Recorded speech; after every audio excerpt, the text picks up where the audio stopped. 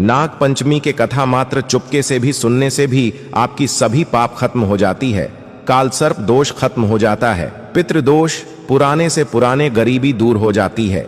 अगर आप नाग पंचमी के पूजा ना कर सके तो आप नाग पंचमी के कथा अवश्य सुने, लेकिन याद रहे, संपूर्ण फल की प्राप्ति करने के लिए नाग पंचमी की कथा अंत तक जरूर सुने। इसे बीच में नहीं रुका जाता। जो भी व्यक्ति चुपके से भी नाग पंचमी की कथा को सुन लेता है तो उसके ऊपर सदैव भगवान भोलेनाथ की कृपा बरसती है, माता लक्ष्मी की कृपा बरसती है। सावन के पवित्र महीने में नाग पंचमी की कथा पूरे परिवार को, हर किसी को सुनना चाहिए। सावन जाते जाते भगवान आपकी झोली खुशियों से भर देंगे, इसलिए यह कथा को अंत तक सुने। तो आइए सुनते हैं नाग पंचमी के कथा। दोस्तों, प्राचीन काल में किसी नगर में एक सेठ जी रहते थे। उनके 7 पुत्र थे और 7 शादीशुदा थे। 7 पुत्रों के बहू में सबसे छोटी बहू सबसे ज्यादा विदुषी, सुशील और संस्कारी थी। एक दिन सबसे बड़ी बहू ने सभी देवरानी से कहा कि आज घर को लिपने के लिए पीली मिट्टी लेकर आते हैं। सभी बहुएं दलिया और खुरपी लेकर मिट्टी लेने चली गई। जब बहुएं मिट्टी खोदने लगीं, तब वहां एक सांप निकला। बड़ी बहू उस सर्प को खुरपी से मारने लगी तो छोटी बहू बोली, मत मारो इसे, यह बेचारा तो निरपराध है। यह सुनकर बड़ी बहू ने सर्प को नहीं मारा। तब सर्प एक ओर जाकर बैठ गया।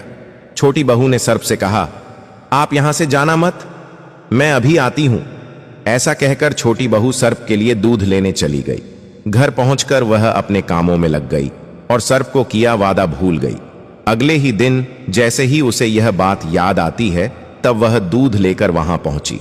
तब उसने देखा कि सर्प तो वहीं पर बैठा है।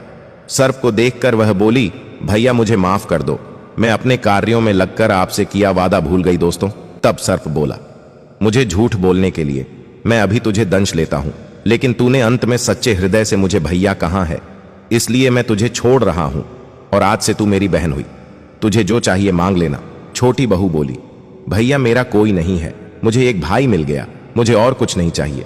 पर जब भी मैं अपनी भाई को बुलाऊं तो तुम चले आना। कुछ दिनों बाद सावन के महीने में सेठ जी की सभी बहुएं ने अपने अपने पिहर जाने लगी और छोटी बहू से बोली, तेरा तो कोई पिहर नहीं है, तू कहां जाएगी?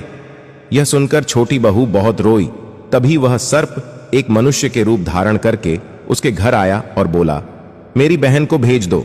तब सब ने कहा, इसका तो कोई भाई नहीं है। तो वह बोला, मैं दूर का रिश्ते का भाई लगता हूं। इस तरह विश्वास दिलाने पर घर के लोगों ने छोटी बहू को उसके साथ भेज दिया। दोस्तों, रास्ते में उसने छोटी बहू को बताया, बहन मैं तुम्हारी भाई सर्प हूं और तुम्हें अपने साथ अपने घर नागलोक ले जाने आया हूं। तुम डरना मत, तुम मेरी पूंछ पकड़ लो। छोटी बहू ने सर्प के कहे अनुसार किया। जैसे ही वह नागलोक पहुंची, नागलोक की धन ऐश्वर्य को देखकर छोटी बहू चकित रह गई। सर्प उसे अपने माता के पास ले गया और बोला, माता यह मेरी बहन है, इसने मेरी जान बचाई थी और यह हमारे साथ कुछ दिन रहने आई है। दोस्तों, सर्प की माता ने छोटी बहू को गले से लगा लिया। अब वह वहां खुशी खुशी रहने लगी। वहां शेषनाग के बहुत छोटे छोटे बच्चे जन्मे हुए थे। वह रोज देखते हैं कि माता सभी को रोज दूध ठंडा करके घंटी बजाती। घंटी की आवाज सुनकर सभी बच्चे वहां आकर दूध पी लेते थे। एक दिन वह माता से बोली, माता आज मैं दूध ठंडा कर देती हूं। अभी दूध ठंडा नहीं हुआ था कि उसने जल्दबाजी में घंटी बजा दी और घंटी की आवाज सुनकर छोटे छोटे सांप दौड़ पड़ी। दूध पीते ही कईयों के फन जल गए। सभी सर्प बोले, हम इसे दंशेंगे, परंतु माता की समझाने पर बच्चे मान गए। दोस्तों, तब उसके भाई सर्प ने और उसकी माता ने छोटी बहू को हीरे मोती और जवाहरात देकर उसे विदा कर दिया। इतनी सारी धन दौलत देखकर बड़ी बहू बोली, भाई ने इतनी सारी दौलत दी है तो इसे झाड़ने के लिए एक सोने के झाड़ू भी दे देता। यह सुनकर सर्प ने सोने के झाड़ू भी ला करके दे दी और उसकी माता की तरफ से हीरे मोती और मणियों का एक अद्भुत हार भी दिया। उस हार की प्रशंसा सारे नगर में होने लगी। दोस्तों, जब यह प्रशंसा नगर की रानी ने सुनी तो उस हार को पहनने की इच्छा उसने राजा को बताई। राजा ने तुरंत अपने सैनिकों को वह हार लाने भेज दिया।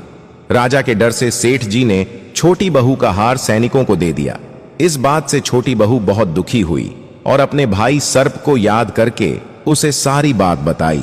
सर्प बोला, बहन तुम दुखी मत हो, राजा खुद तुम्हें वह हार लौटाने आएगी। रानी ने जैसे ही वह हार पहना, वह हार सर्प बन गया और रानी ने डर कर वह हार फेंक दिया। यह देखकर राजा ने छोटी बहू को उपस्थित होने का आदेश दिया। सेठ जी स्वयं छोटी बहू को लेकर गई। राजा ने छोटी बहू से पूछा, तूने क्या काला जादू किया है? छोटी बहू बोली, राजन मुझे क्षमा कीजिए, यह हार ऐसा ही है, यह हार मुझे मेरी भाई ने दिया है। इतनी देर में वह नाग वहां पर प्रकट हो गया। नाग बोला, यह मेरी बहन है और यह हार मैंने इसे दिया है। यह देखकर सभी लोगों ने नाग देवता को प्रणाम किया। क्योंकि उस दिन पंचमी तिथि थी, इसलिए उस दिन से नाग पंचमी का त्योहार मनाया जाता है। दोस्तों, तभी से सभी स्त्रियां सर्प को अपना भाई मानकर उसकी पूजा करते हैं। शास्त्रों में बताया जाता है कि सावन के पवित्र महीने में नाग पंचमी के पावन पर्व पर नाग देवता को गाय का कच्चा दूध अवश्य अर्पित करना चाहिए। इस दिन नागों का राजा साक्षात आपको वरदान देते हैं। काल सर्प दोष समाप्त हो जाता है, पितृदोष दूर हो जाता है। नाग पंचमी के दिन नाग देवता के दर्शन करने से बहुत ही शुभ और मंगलकारी माना जाता है। सच्चे दिल से कमेंट बॉक्स में लिखें, नाग देवता की जय हो। ओम नमः शिवाय। अब यहां तक वीडियो देख ली है तो फिर वीडियो को लाइक और शेयर करना बिल्कुल भी मत भूलना। धन्यवाद।